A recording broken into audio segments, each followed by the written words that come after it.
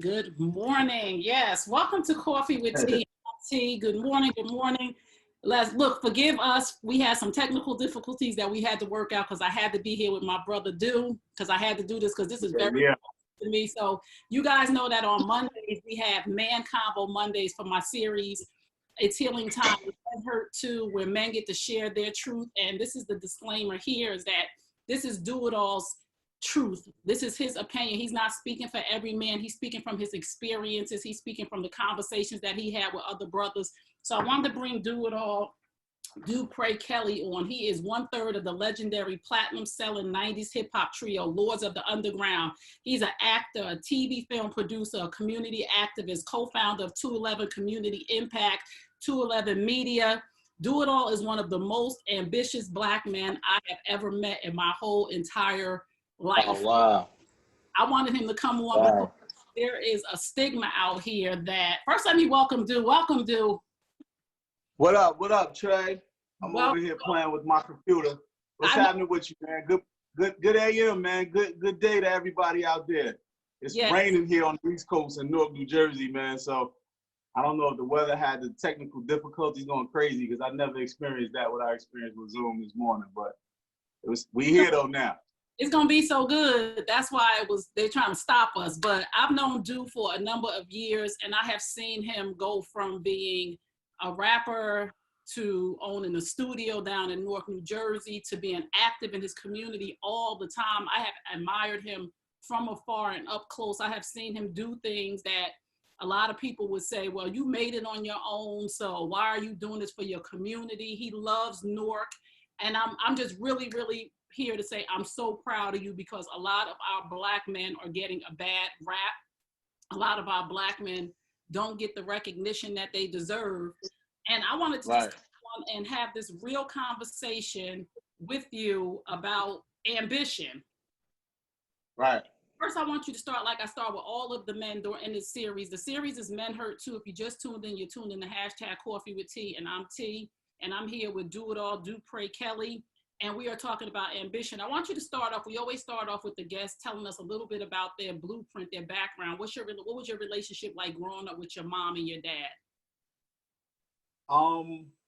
So I'm Dupre Kelly, everybody, like Trey said, better known as Do It All from the legendary hip hop group Lords of the Underground. Born and raised in Newark, New Jersey. I grew up with my mom, you know. She was a single parent. Maybe about 8 years old, she got married. At the time my mom got married, my last name was Williams, you know, so he adopted me and changed my last name to his last name. So my stepdad that everybody know as my dad, the guy everybody knows as my dad is actually my stepdad, you know, because I never really had a relationship with my real father. And the only encounters that I remember with my real father are very few. I remember being 8 years old. We lived in the South Ward, 17th Street, Clinton Avenue. I remember walking up to him. So I remember seeing him on the street. I knew who he was. Plus his family lived on my block too. So, so I remember seeing my real father when my stepfather was about to adopt me. Him and my mother had just got married. And I remember seeing my real father and being a young, naive guy. I wasn't even 10 years old yet. I went up to my real father and I told him, you know, thinking I'm gonna hurt his feelings or something. I was like, yeah, you know, my mom just got married and I'm changing my name to his last name. He was like, all right, whatever. Oh. You know, so that was the first encounter, one of the encounters that I remember. And then, like I said, my dad was a street guy. So my older brother and I were actually in a shootout. He was in his car shootout, in a car chase, and they were shooting at each other. So we were in the back seat. So my mother was like, you can't never go with him no more. You know what I mean? He can only see you here. And then another encounter I remember is when, I don't know why I remember this. I think I was a little younger, but he had got locked up for some reason. and they took us to the precinct. And I remember being there with him crying or something as a young child. And I kept crying that the police had to put me in the cell with him for me to be quiet. So I was locked up in the cell with him, probably about 6, 7 years old. So there's a shootout, there's a being in jail. And years later, I thought my mother came to pick me up from there. And I found out that it wasn't my mother. It was his girlfriend that picked me up, lying, saying that she was my mom. So now fast forward to teenage years. So teenage years, I'm on a corner selling weed in my neighborhood, you know, and who comes up to buy weed from me and did not recognize I was his son? Whoa. So at 16 years old, I remember that day perfect. You know, it was 2 guys with me. I won't say their names on camera, but it was 2 guys with me. And back in those days, if you were hustling, if you was a teenager, you know, in the late 80s, we had a shooter with us. We had somebody out there just in case if somebody tried to come rob us. And that's all they did was watch the people who was working. Wow. And long story short, these guys started to slap box. And the guy with the gun had hit one of the guys in the face, slap boxing, and they started chasing each other. So they ran away. When they ran away, my real father walked up to me and asked for 2 dime bags. And I was about to signal to the house where he go get it to say that we good. And then I noticed that this was my father. Oh. I looked just like the guy, you know, and he's looking at me. I had a New York Yankee baseball hat on. I remember the day perfect. And I looked at him and I was like, wow, this is my dad. This is my real dad. Wow. So I was like, yo, you want what from me? And he was like, you know, he trying to cop, so he trying to get it and get up out of there. So he's like, yo, yeah, let me get 2 dime bags. And I said, whoa, wait a minute, hold up. Now I'm trying to make him realize who I am. So I look at his face and I say, you want what from me? And then he was just like, you know, like looking like, I want 2 dime bags. Like what's up? I need 2 dime bags. You good? Now I'm getting furious. You know, I'm 16. I'm getting furious because my dad does not recognize his son. So I had a Yankee baseball hat on. I turn it backwards. I look him in his face. Now I'm kind of getting aggressive. I'm like, yo, you want what from me? And he like, yo, if you ain't got it, man, you know, we started backtracking. So I'm like, yo, man, you better get up. Now I'm mad. I'm cursing. I'm probably so enraged, probably the most enraged I've ever been in my life. Wow. At 16 years old, because here it is, my biological father does not recognize that he's trying to buy weed from his son.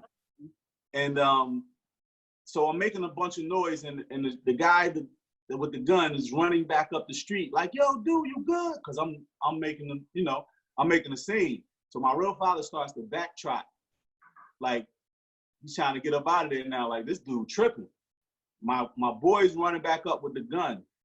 And that's why I believe, man, that, you know, sometimes the universe don't allow things to happen, man, because if he not slap boxed with my other guy and ran down the street, the enrage, the fury that I felt at 16 years old with my real father not recognizing me, trying to buy weed from me, I probably would have took the gun from him and killed my father that day. Wow. Like literally, like, because I promised myself after that if I ever seen him again, that I was gonna beat him up and rob him. This is a 16-year-old young black male growing up in Newark, New Jersey, on a corner in Newark, New Jersey of 19th Street, 13th Avenue. Right. You know what I mean? So I promised myself. 2 years later, I got my record deal. Right. So one day, when I got my first check, it was around my mother's birthday, so it had to be like March. And I remember telling my mother whatever she wanted, she can get. So I remember taking her to like every single mall in our area. We started in the morning and we went to every mall. You know, I'm 18 years old, so I'm thinking I'm doing something. I take her to every mall, and and after we leave the last mall, I remember asking her, did she want anything else? And she said, it was always this store downtown Newark. And ironically, I live right around the corner from it now. She was like, it's always this store. It was always this store downtown Newark, a boutique that I could never get nothing out of, that I always wanted to get something out of. So I was like, let's go. We went downtown, and this when the club was out. When you put the club on your steering wheel so nobody can steal it. Yep. I had one of those in the back seat. And driving down Branford and Halsey, between Halsey and Broad Street, I see my father. Used to be a bar around there. And I see him with his back turned talking to somebody, and it was crowded downtown. My mother doesn't know all of the stuff that I already had in my mind, what I said I was going to do when I see him. So I see him, she says, just nonchalantly, like, wow, there goes your father. So instantly, 2 years prior kicked in. And I was like, where? And she was like, right there, talking. I threw the car and drive, probably jerked the car and everything, grabbed the club out of the back seat, left the door open in the middle of the street on Branford, and started walking behind him. He did not see me. I had the club in my hand. And my mother jumps out the car, and all I remember her is screaming my name, like, Dupre. And I just turned around. It seemed like the whole downtown turned around. And she just looked at me like in disbelief, and like looked at me like, what are you doing? And that moment is when I broke out of it. You know what I mean? Like, I don't know if he turned around because I didn't look back at him, but he probably did because everybody turned around. But I don't think he still noticed what was happening. Wow. And I walked back to the car, and I got into the car, and that day, that night, I forgave him for never being in my life. Because my mother said to me, you know, she was like, what was that about? And I just told her what it was about while we were driving. And she said, you can't never let nobody ruin your life. I don't care if it's blood. She said, you just signed a big deal that can change your life. You know, you're going in the right path. Don't let somebody not seeing your worth or seeing your value allow you to destroy that, because they're not gonna care. He doesn't care. He doesn't care this far. So why would he care? You'll destroy your life because of how you feel about him. And that's when I noticed too, stop getting caught up in your feelings, because your feelings and your emotions as a man sometimes can get you in trouble. And I'm not saying don't have them. I said don't get caught up in them. Right. You know what I mean? Because when you get caught up in them, then you start to do things that you would not normally do. And this is what happened with me and my dad. So that's like just one of my stories growing up in Newark, New Jersey, pertaining to my hurt. Yes. You know what I mean? And that's why we're here. So if you just tuned in, you're tuned in to #CoffeeWithT. This is my series, Men Hurt Too, where I give men a safe space and an opportunity to share that they are human beings. And this is what I want the world to know, especially Black men. I want the world to know that Black men are human beings who have a history and experiences that have molded them and shaped them into who they are, and that they do have feelings and emotions, and that they do hurt. So I was supposed to do this series for March, just to enlighten women during Women's History Month of what it is to be a Black man. I just wanted to give them that gift. But then I booked up until the end of June with so many amazing Black men who came forward and said they wanted to hear their story. So if you just tuned in, I am talking to the legendary Doitall Dupre Kelly, who was 1/3 of Lords of the Underground. If you're from Essex County, I'm Essex County girl. Mama was a Rolling Stone. We lived everywhere, Northeast Orange, Irvington.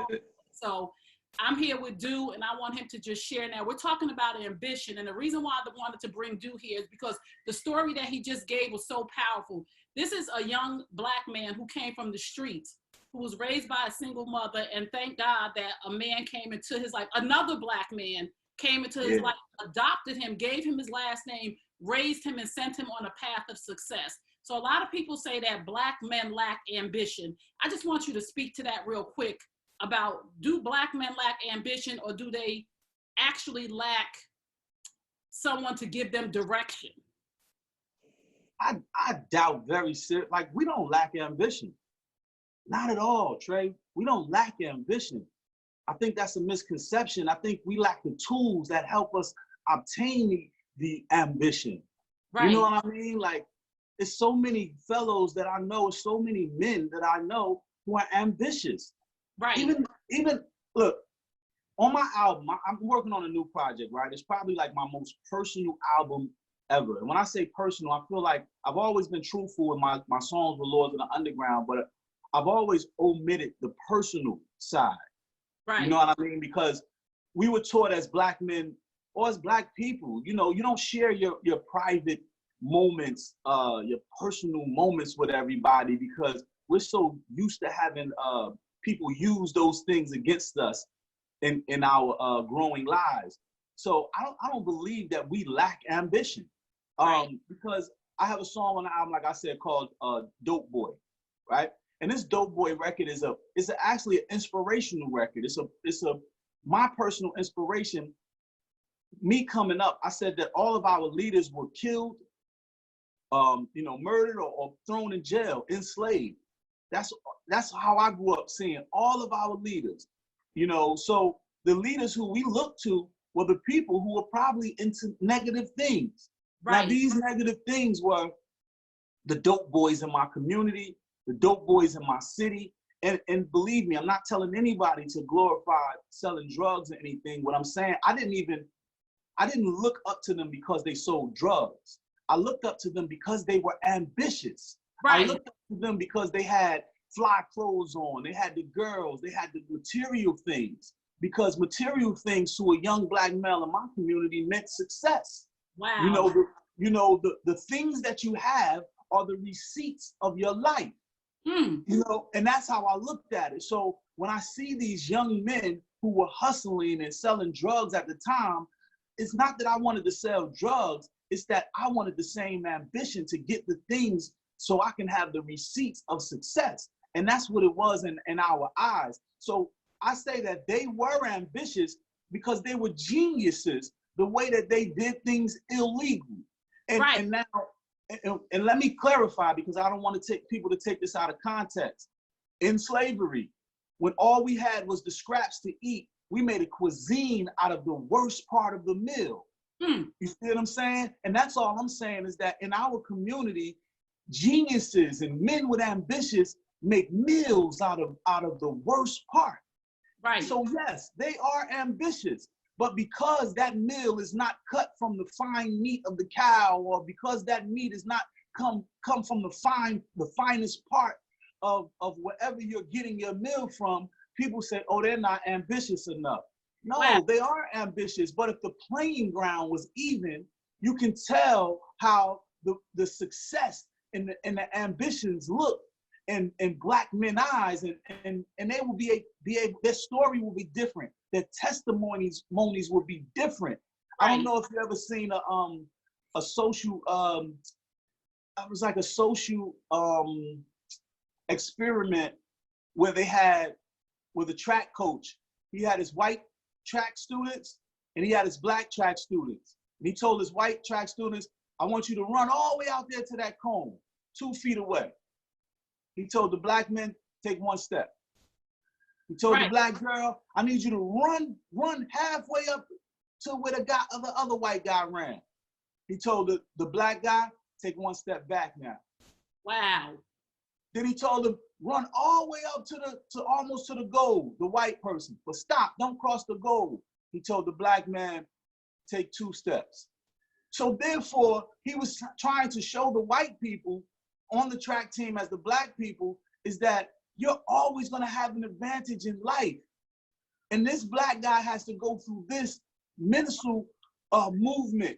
Even though they're working harder, they're working just like you, they're probably stronger than you, probably faster than you. But because of the path that is made for us, we have to work harder, we have to work stronger, we have to jump higher, think smarter. And because of that, people say we're not ambitious or we don't dream enough. And I disagree. I think that just the tools, the path that is created for us, we have to do more at any given time just to prove that we are just half or just a pinch of what they think they are. Right. Man, I look at you and I look at Jay-Z and I look at Puffy and I look at Kobe and I look at LL Cool J, and I see you guys created a brand, a lifestyle, not just a rapper or an athlete, but you created multiple streams of income.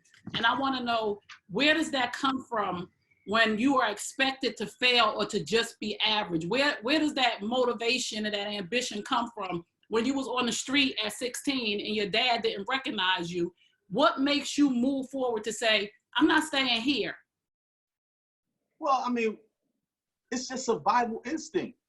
Now, don't get me wrong. I think that I lived in Paris, France for a year. So I got to live out the country. I got to travel. Thank God for hip hop, man. And it's definitely a blessing. It's definitely an experience.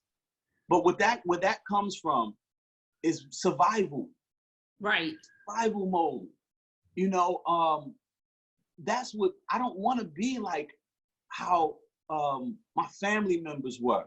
Right. I don't want to be like people who came under us were. I don't want to be that person who just makes it or becomes a statistic. And you know, I was born in the 70s, raised in the 80s. So I like to say I'm an 80s baby because I was raised in the 80s. But being raised in the 80s, you couldn't fail. Like you had to not fail. You couldn't be like the people who didn't make it in your community. So it was survival of the fittest. That's why you had people doing illegal things to try to make their lives better. And when you have look, back to this reference. When slaves made a delicatessens out of pig, out of the worst parts of the meal, it became a gourmet. Right. It became a delicacy, right? So when we make the best part out of nothing, the powers that be, and this is why I know that it's something against people of color and people, you know, Black men especially. Because when we make something out of nothing, then the powers that be come and say, oh, we have to make stronger rules because they're still succeeding. Wow. So when we have success by doing something illegal, by selling drugs, then they drop. If you sell a pinch of crack, you get 20 years. Right. You know, if you do this, then you get this amount of numbers. Where our predecessors, where our counterparts, where the Caucasian people get a slap on the wrist. Right. Right. You know, so that greatness, that inspiration, and I gotta thank you for just putting me even in the same breath with a Kobe, with a Jay-Z, with all of these great guys that you mentioned, because it's humbling, but it's the same thing. It's not wanting to fail and doing, it's, you know, taking the Malcolm X mentality by doing anything necessary to show our greatness, to do anything necessary to feed our family, to put food on the table. That's all it is. Now, mind you, I'm not saying that in that process, things are not hurt. People don't get destroyed. I'm not saying that doesn't happen, but it's by any means necessary. You know, if you don't feed a tiger, I just finished watching Tiger King on Netflix. If you don't feed a tiger what it's supposed to eat, probably $10,000 worth of food every year, then somebody will feed you to the tigers. Right. Wow. Wow. So you just said something that you're humbled to be in that group of men, but you are in that group of men, regardless of if their income, if it's an extra zero on their bank account. Right. You have gone from, and this is why I wanted to bring you on here to talk about ambition, to let people know it's not, and you say this too, it's not where you're from, it's where you're at. It's That's not right. It's where you're going. So you come from a space just like they did. They came from different avenues and different areas, and we don't know their story of what their life was like with their father. But I want young people that's listening to this, and even people our age, because we 80s babies, like you said, we grew up in the 80s. So we was born, I was born 69. So I was really born in the 60s. But I want the people our age to know that it's not too late for you. Like wherever you came from, and are our young Black men in the hood, because I see you in the community, and that just really blows my mind that you go back like all the time. And I'm gonna ask you that question. Why is it important for you to even get back to your community? And I'm not saying, a lot of times, I know your ambition is wrapped around, I've never made it. I'm not to where I wanna be. But why did you find that it's important for you to go back into the hood and to feed these young men opportunities and things to show them that you can do this? Because like I said before, I spoke to a young man before, he said, I don't lack ambition, I lack direction. So why do you find it so important back to the community and do this for your community? Right. That's a great question, man. You know, the reason why I go back, like you said, the young man said he lacks direction. The reason why I go back, because it's so important. Like, I came up with a lot of guys who did not make it. Right. Did not make it. And not because they didn't know. Well, one thing is they didn't know how, and the risk that they took cost them. See, when you're building, something has to be destroyed. Whoa. I don't care what level you're on. When you build, something has to be destroyed. That's why they call it build and destroy. And you know, people on both sides are going to argue. The people that's building are going to say, this is great, we need this to move ahead. And the people that are being destroyed is going to say, you're taking what we've built or what we have away from us. But how can you have one without the other? That's balance, right? You build, something has to be destroyed. Something that's destroyed, it's like, oh man, they're building this new thing.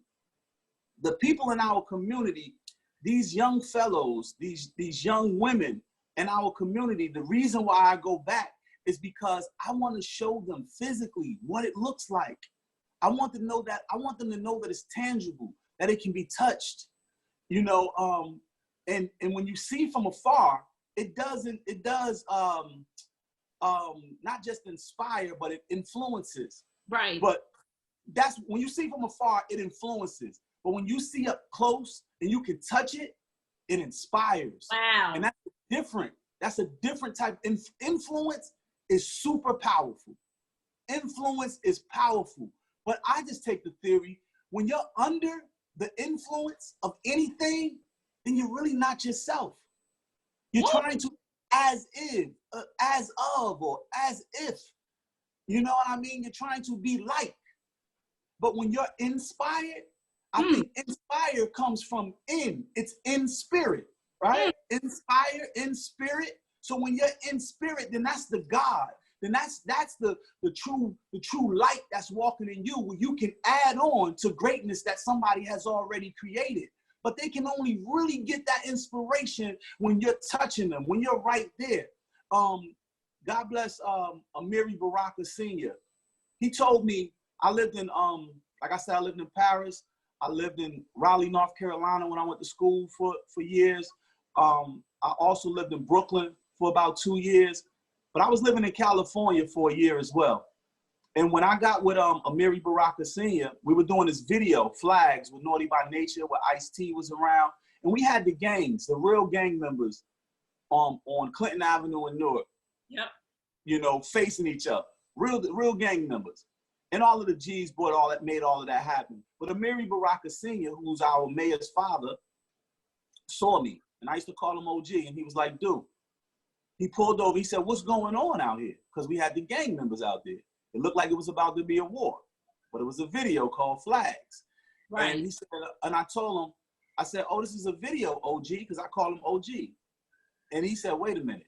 You have the real gang members out here, and it's nobody doing anything to anybody, and these are the guys that's tearing our city up? I'm like, yeah. He said, how did you do it? I said, you know, I'm thinking like it's nothing. I'm like, it's nothing. We just all came together, and we said it's a truce as long as we shoot this video. Right. He said, wait a minute. You guys set a truce up with the music video. He said, that's power. He said, you need to pitch your bucket where you lay. Because you know I was in California. And I said, pit my bucket where I lay. He said, yeah, you need to be here. He said, the problem is our superheroes always leave from us and give us directions from afar. He said, but what I mean by pitch your bucket where you lay, he said, just say you're a brain surgeon. And he said, there's nothing wrong with going away and leaving to acquire knowledge. But right. He said, bring that knowledge back. He said, just take, for example, if you're a brain surgeon and you're the best brain surgeon in your field, everybody needs to come to you for your expertise. But you take your talents to Cedars-Sinai Hospital in LA. Then people who are not from there have to fly in. That changes the economic development for restaurants, changes it for hotels. People who are there, they get to enjoy your expertise and utilize your expertise. He said, and utilize your superpowers. He said, but imagine if you are from wherever you are from and you take those same superpowers back to your city, back to your state, then you've just changed the economic development of the hospital, the hotels, the restaurant, and everything surrounding your expertise because you're one of the best at it. So if you're one of the best at it and you're not that example for the people who are coming from where you come from and they can't touch you, then you're not being a superhero to the people where you come from, to your people. So I said, you know what, man? I moved right back home after that year, right? I came right back, and I said, I want to be able to be touched by the people. You know, I want to be an example for the people, and I want them to be able to see me and feel like they really can do this, and give them real words. Because how many people that you know that you can touch that really made $1 million or really have these travels or really have these experiences? Right. It's not a lot. Not a lot legally, you know, and then if it is, our culture is so used to hiding the plug and never sharing the plug that we don't even know those guys who are that successful because they hide it because they don't want people to pry into their lives or try to take advantage of them. So that's a whole nother case. But just to answer your question again, I'm here and I'm back because I want people to see the example, a realistic example in real time. Wow, that was so good. And you said people are hiding the plug. That is powerful. And saying hiding the plug I'm gonna go to my next question from another angle of hiding the plug. Does the world focus more on lazy Black men than they do on men who are successful and ambitious? Do the world focus more on, we hear so much about negativity in Black men. So are they focusing more on that, or is the plug hiding itself? Well, I mean, there's a lot of moving parts to that question, right? And I'll just go with the one that I know that is common. Now, I don't want to make everybody seem like everybody comes down on the Black man, but it's more than few. You know what I mean? It's a higher percentage that does, and it's documented, so I'm not making it up. You know what I mean? But I think that hiding the plug, you know, it's like when the world focuses more on the things that are beneath us, the things that are less of us, because I just said to you, it's important for other Black men and women to see Black people moving in a positive manner. Because if they do not see that, if they do not witness that, it becomes a myth. It becomes a fairy tale. It becomes almost impossible. But when you're sitting right next to the person, when you're walking in a store with the person, when you're sitting in a restaurant with the same person, when you're driving down the same streets, when you're going through people are like, oh, wow, it is possible. So the world, as you say, will show Black men in a lesser position because it's really about the deconstruction of the Black man. It's really about the deconstruction of what we've built up. Like I just said earlier too, when a Black man makes something out of nothing, now they make laws and rules to make that harder for him to make something out of nothing. We're gonna put a -5 on that nothing. So now he has to climb higher. Right. Oh, he climbed that -5 and made it out. Okay, now we're gonna put a -10 on that 0. So he has to climb even higher. So yeah, it's important for people to see like people do great things so they can see that becoming great is not as far as they think it is. You know? And I'll talk to a woman one time, right? And she really like ticked me off, but I try to contain myself because I'm a advocate for Black men because I have 3 Black sons. I have a 20-year-old, a 20-year-old, and a 10-year-old. And you're not gonna say certain things about a Black man because what you say about a Black man, you're saying about my son.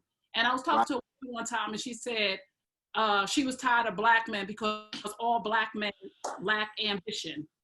And I was thinking to myself, do you think that as a lot of Black women or the experiences that you had in the conversation that you may have had in barbershops or with other brothers, do we as Black women, and I want us to notice as Black women who are listening, do we as Black women punish an ambitious Black man who is running a business, traveling around the globe, active in his community, do we punish him by complaining that you don't spend time with me and you don't do this and you don't do that? But ambition takes some absence. You know what I'm saying? So does a black man feel punished?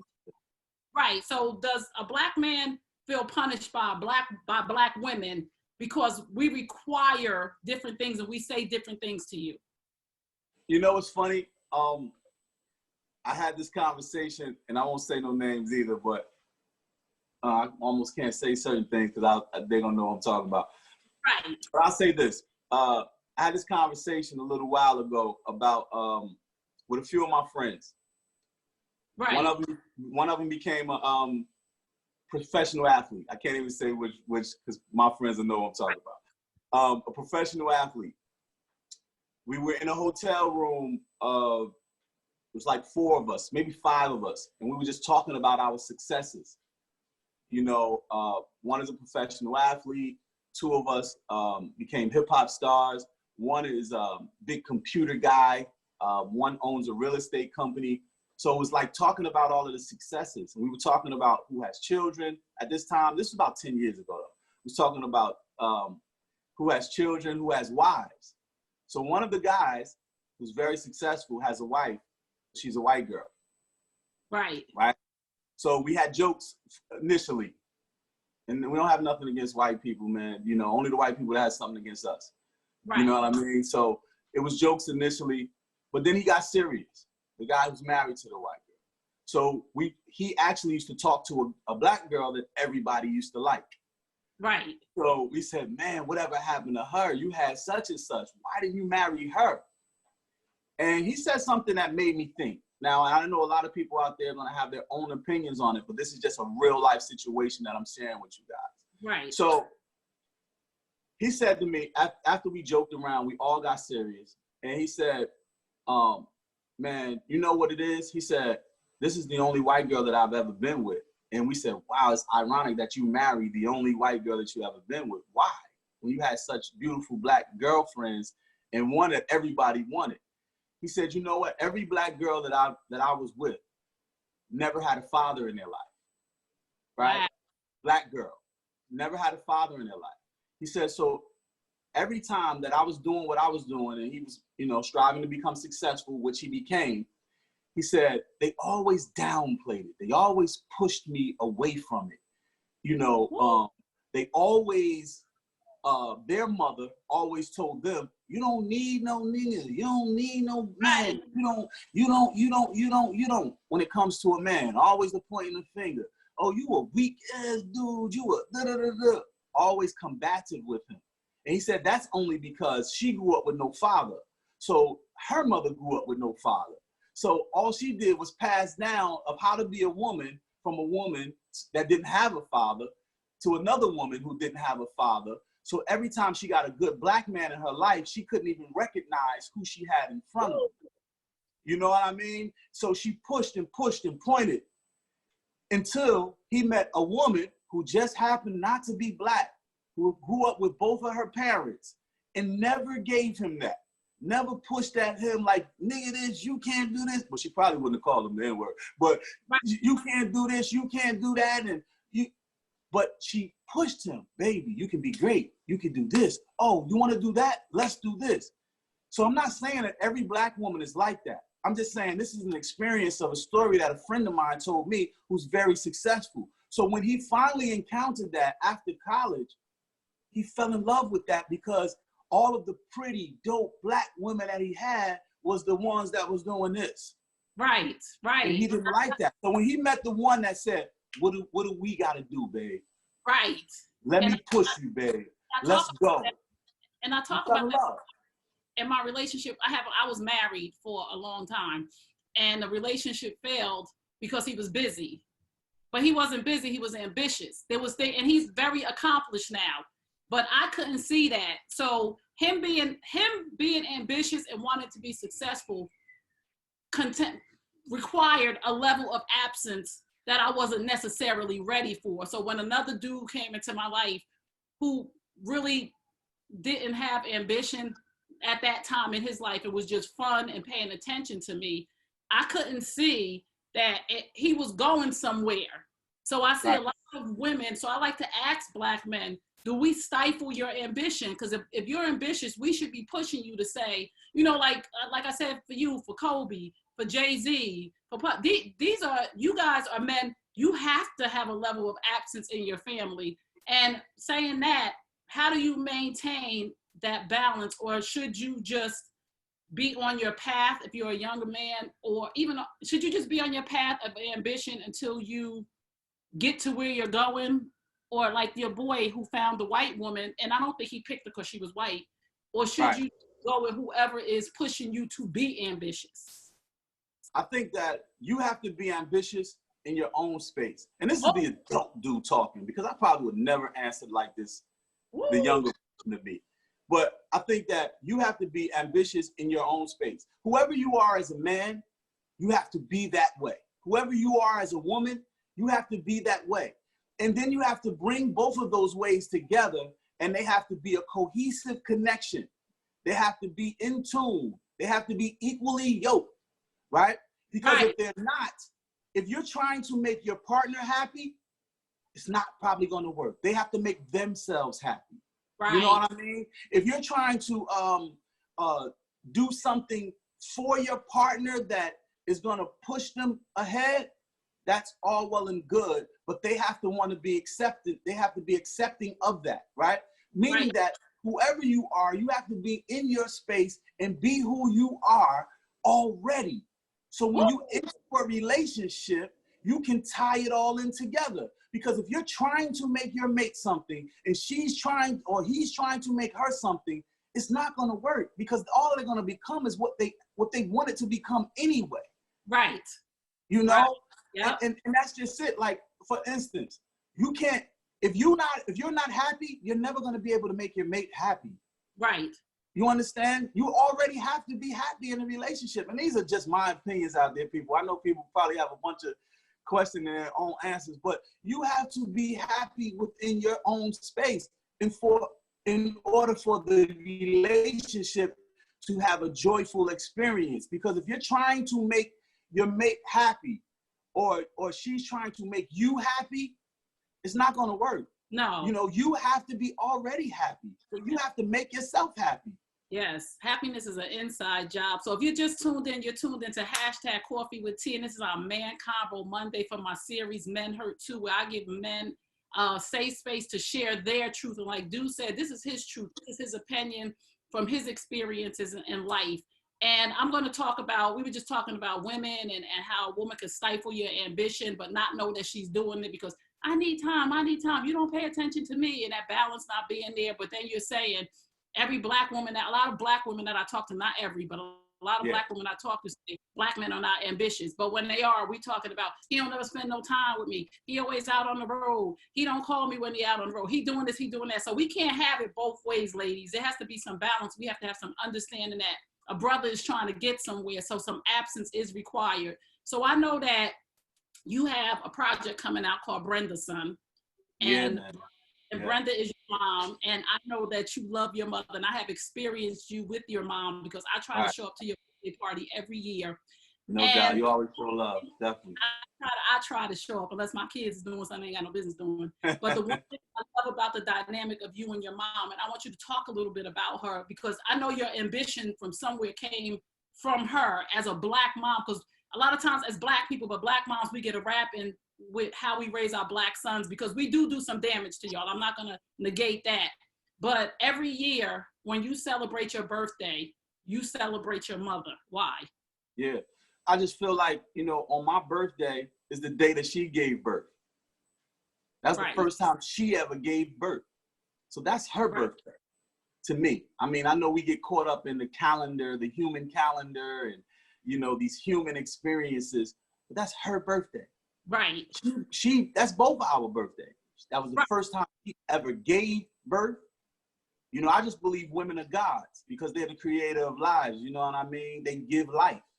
Right. You know, but my mom, man, when I've witnessed her grow up with no man in her life, and then don't get me wrong, we had my stepfather for those 2 years or whatever they were married. Right.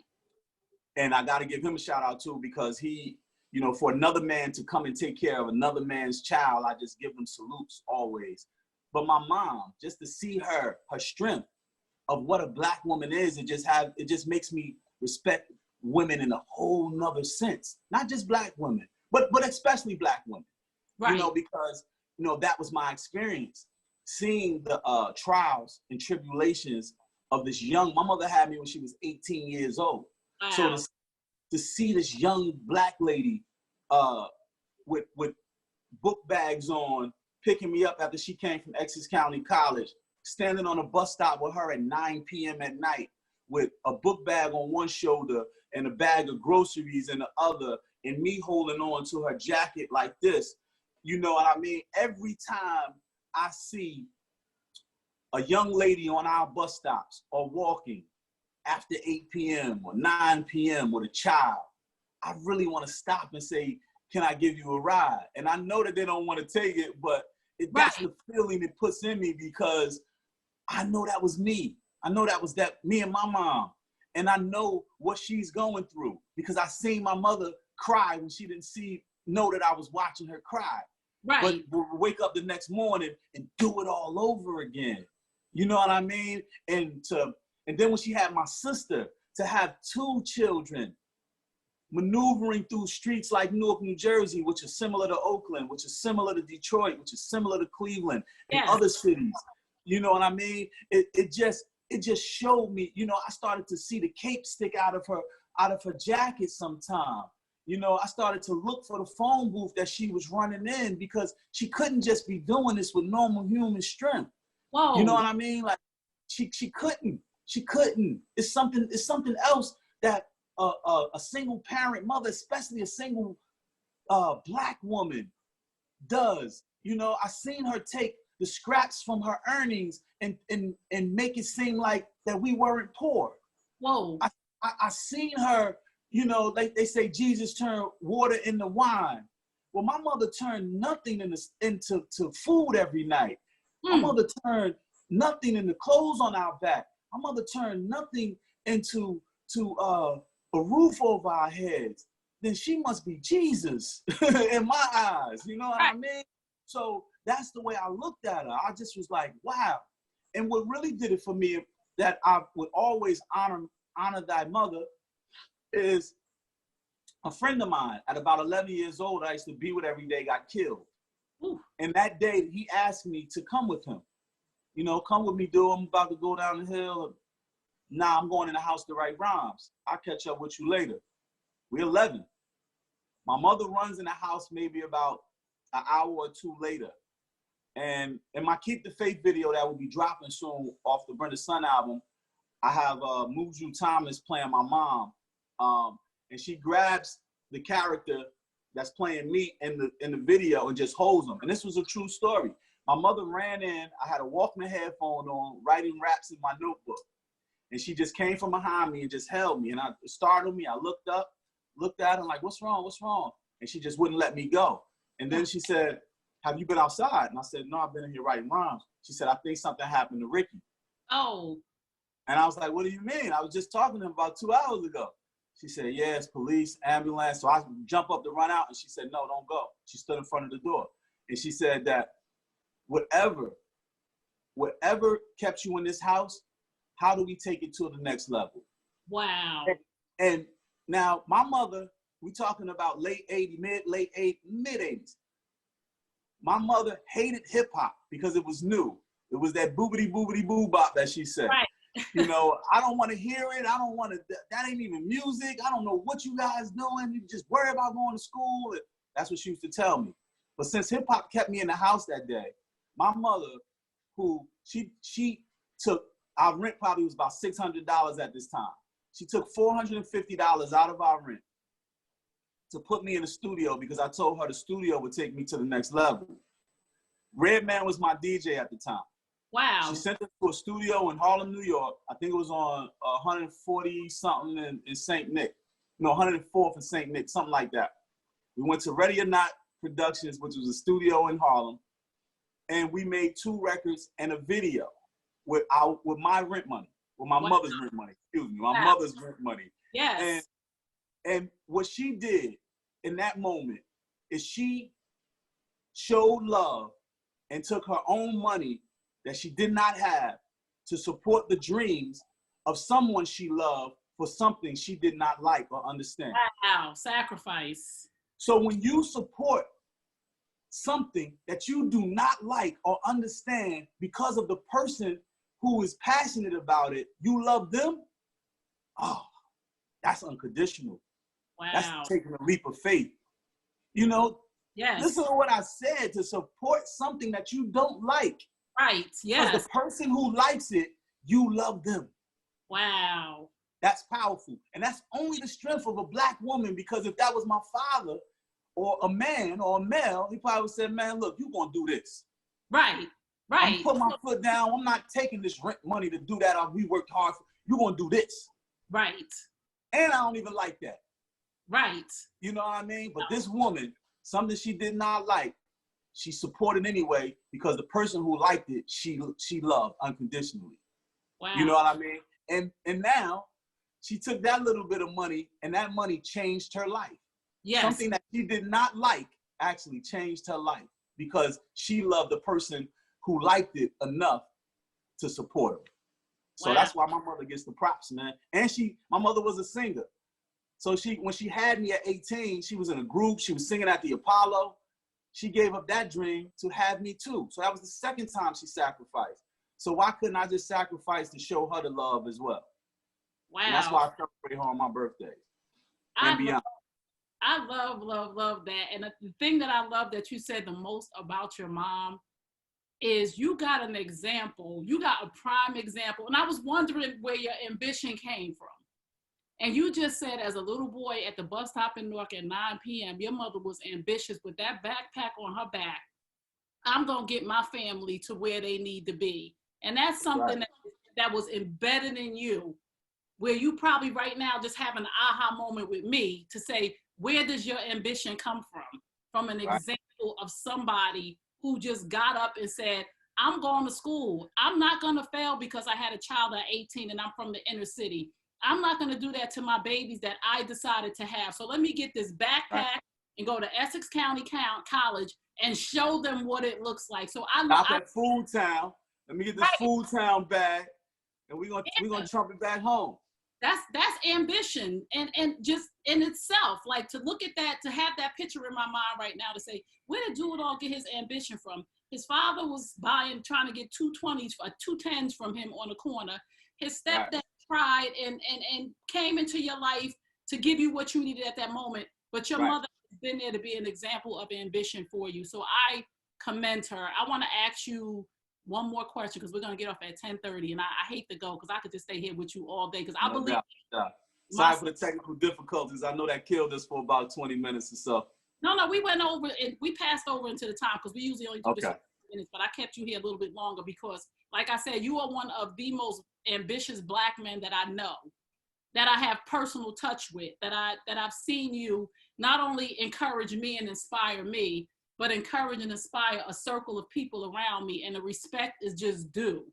I want you to just say, no, you don't, sometimes we don't see ourselves, and we deserve, even though we're humble and we don't want it, we deserve certain accolades, because so many of us, we get to a level of, we have what we want, we have what we need. And I was talking to Nadine and Genevieve, two of my autism moms who started nonprofits, and Nadine is the homie too. She's so dope. She is. I commend them, because all of the resources for autism, they know them, and they could have just took it and ran and said, yo, me and my family's okay. So I commend and I love on anybody who says, it's not good enough for me to just be okay. I need my whole community to be okay with me. Most definitely. And a lot of people don't do that. A lot of people get their money, get their fame, get their fortune, and say, long as I got the big house, the mansion, and the cars, that's not my responsibility. Those people are lazy, or they need to do what they need to do. But to go back and circle back when you have, and bring that plane back down and put 2 more people on it and go back up to that 10,000 feet is a gift, and you're living in your purpose. So I want you to tell me, what would you like to tell any Black, I was gonna say young Black men, but we got some older Black men who have not been allotted the opportunities that they should have had a long time ago, that struggle, and people think they lack ambition and you're lazy. what would you tell the Black men who are listening to you right now? Man, I would tell them something that one of my good friends, Bishop Purnell, says, man, is when you love, you create opportunity for those you love. I would just say, really seek the love from the people that love you, you know, and show love, give love. One thing I can say, man, is that I've had such an incredible life thus far. For me, you know what I mean? Yeah, it might not be Jay-Z money, or it might not be 50 Cent or Diddy money or anything, but you gotta understand, man, I've had an incredible life. Like, I really have no regrets, and I live with my setbacks, if that makes any sense. Yes. But that comes from me. The most incredible thing that I've had beyond my hip hop career is giving back to my community. Because when I give, I receive these things that I've never expected. You understand what I'm saying? Like, you know, it's just amazing that I can walk into a store and the person behind the counter says, yo, you do it all, right? And this is after records. So there's no cheap rock out or nothing, you know what I mean? And he says, yo, I like what you did in the community, man. This one's on me. Or I walk into an establishment and he's, oh, yo, you do pray, right? Oh, man, go ahead, got this one.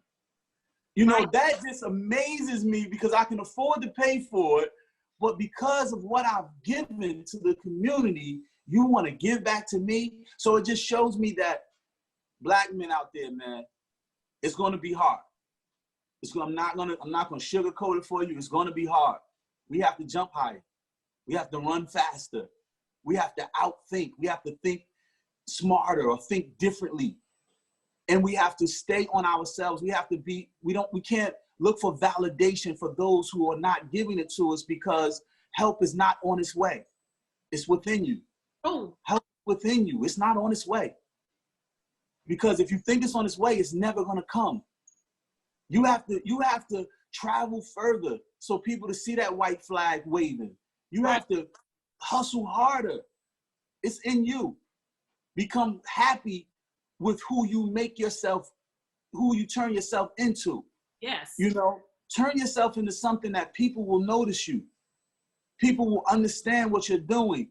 Younger people can look at you as an example, because from a baby to 7 years old, it's very impressionable. Yes. I seen before all of this happened, I seen a little a little child in a barbershop, all-star barbershop. I was getting my beard shaped up or something, and I was in there, and a 5-year-old was dressed like his dad. You could tell it was his dad day, you know, and you could tell he loved his son. But he was in there just cursing up a storm. Right. Yo, this B and this da-da-da. And I didn't look at him. I looked at his son. And when I looked at his son was just looking up at him like this. And I said, wow, he's recording. He's recording everything. Whoa. You know what I mean? So yes. Even though you have the greatest intentions for your young, for people are watching and they're recording. These children are recording. That's why a child can know the music word for word and not know the homework assignment and the, you know, because they're recording the things that are interested to them automatically. And fathers, you are heroes. You are superheroes to young Black men. So be that hero, man. Lead with a different foot forward. And I know that's easy to say because a lot of us don't get the tools and the understanding to be able to know that we are that superhero. Just find the love within, man. Love yourself, and other people will love you too. I love you. I love you so much, dude. I love you too, man. And I could sit and talk to you for days because you are a wealth of knowledge and you are authentic and humble. And just to be around you is a blessing. And I want you to know that. Thank you, man. Thank you. That means a lot, Trey. To all the Black men who are listening, this is a brother who came from the streets. This is a brother whose father did not recognize him on the corner. And he could have took that and made that as an excuse. And he could have said, nobody is showing me what to do. And my mother's a single mother. He could have made a whole bunch of excuses. But what he said, that's so powerful. It's in you. And he dug deep to that thing that brought him to the man that he is today. And that was ambition and lack of excuses to say, I could use this as an excuse and just be on the corner for the rest of my life. But I deserve better as a Black man. I deserve better as a human being. So, I thank you for being here. Thank you, Trey. You are incredible. Please, I know that one thing I love about you is you are successful, but you, in your mind, and this is just my perception of you, is I'm never there. There's always greater. There's always higher. There's always better. And I'm always looking like, yo, when is he gonna stop? He got a studio. He's a politician. He's in Lords of the Underground. I see you over in Germany. I see you overseas, still selling out crowds. And I'm like, yo, and then something else pops up. I'm like, does he know that he's successful? But what I admire and respect is that for me, you make me say, there's always more, Trey. There's always more. There's always more. There's always more. You know, just because you're a rapper, and like I said, I see LL Cool J, I see you, I see Queen Latifah. Like, I'm not just stopping at a rapper. I own the company. I own the production company, Tyler Perry. Like, no, I'm just not Medea. I own the whole studio. Like, I don't have to go to these other people to get what I need as a Black person. I'm going to create that thing. And you've created so many things. And I pray for you. And I hope God continues to bless you. And tell your mother, she just changed my whole feeling and love for her just went to a higher level than it already was. Because I know that you came from a great woman. Yeah, she's really dope, man. And shout out to moms, man. You know, that's why I named the album Brenda's Son. Yes, talk about that. Talk about, before we go out, I was just about to say that, talk about Brenda's Son, since we segue right to your mom, and where they can find it, where we should look for you, and how we can stay in contact with you. So Brenda's Son, man, it's an album that I got coming out, and I know a lot of people like, Dad, dude, you still rapping? Man, it's just something that I'm passionate about. I created this piece while I was running my campaign for councilman at large. I used to come home after, 10, 11 o'clock at night, and this was my way to relieve stress. I own my studio so I can record, and I would come in and I record, and it started off with me talking about, my first song that I did was talking about when I had my girlfriend at 23 years old get an abortion. And I never was that serious on record. I never was that, revealing. And it started to become this process that I said, great writers, the great pieces that they've ever written were them being personal. When Marvin Gaye talked about his breakup with his wife, it became, Barry Gordy, he was like, you're a sex symbol. Nobody wants to hear you breaking up with a woman. And it became his biggest album ever because he was revealing, and I just wanted to just be honest with my fans. And if you love Lords of the Underground and you love Do It All from Lords of the Underground, this is my first time. It's going to be a reintroduction to him. If you've never met Do It All, it's going to be an introduction to him. And it's just me being personal, kind of reflecting on my past and telling you who I am now. And one thing that I've always remained through all of my different levels in my career is I've always remained my mother's son because of that strength, because of that bus stop, because of her taking the rent and investing it in me, at an early age. So yeah, man, Brenda's Son is coming in June. We'll probably give you a first single. Now we'll probably start to promote it. I have it's crazy because I have a investor behind me. I should say, they don't call themselves record companies no more, but that really loves the project, man, and they're partnering with me to really give it to the masses the right way. So it's going to be a big launch and everything, man. Brenda's Son, I got Leah Janae on there. I got my mother narrating it. It's produced by Twin and Drew. It's a great project, man. I got Crazy Legs on there. It's a dope project, man. So we're gonna have some fun with it. I'm excited. And where can we find you? Follow, friend, and like you. Please follow me on Instagram at Do It All, DOITALLDU. So it's Do It All Do. That's Instagram. That's Twitter. On Facebook, it's Do It All Do Kelly. So it's same Do It All Do and then Kelly. Yeah, man, you can find me all, and go to 211communityimpact.com. You can check my nonprofit organization out there. We do a lot of different things in the city.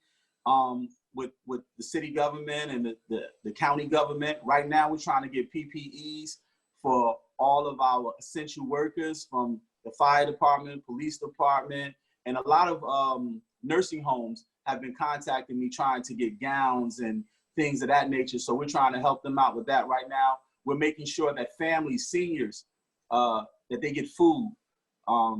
Shout out to Trader Joe's who have partnered with me into making sure that these families get food.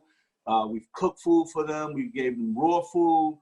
And we also now are doing, shout out to Melanie Johnson. She is partnering with me to make sure that seniors who can't go downstairs to the basement or seniors who can't go to the laundry room can get their clothes washed. So we're starting a program where we can wash their clothes and make sure we get them back to them as well, man. So, you know, we're still here in the community, man, doing what we love. There's no tour going on right now. So, you know, it forces you to be creative.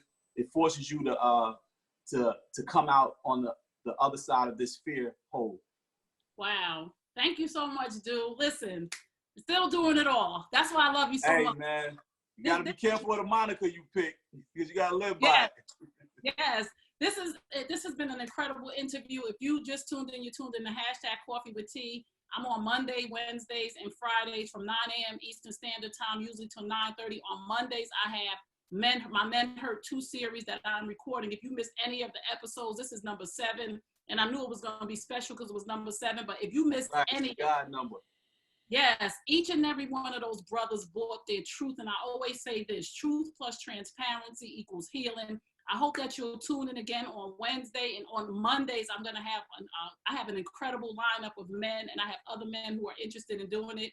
So I'll see you on Wednesday at 9 a.m. Eastern Standard Time for Coffee with T. And that's me. Remember what I tell you at the end of all my broadcasts: you deserve the best. Yes, I'm talking to you. You deserve the best. Now go get it. Peace and blessings. And remember Psalm 147:3. He heals the brokenhearted and binds up their wounds. You can find me at www.TreyKearney.com. You can follow, friend, and like me at Trey Kearney all over. I'm Googleable. Do It All is Googleable. If you need anything for us, just reach out. Peace and blessings, and stay safe. Thank you, too. Thank you, man. And great show, man. Much success with it. I love the platform that you're doing. And I'll see you soon. Peace, Trey. Love.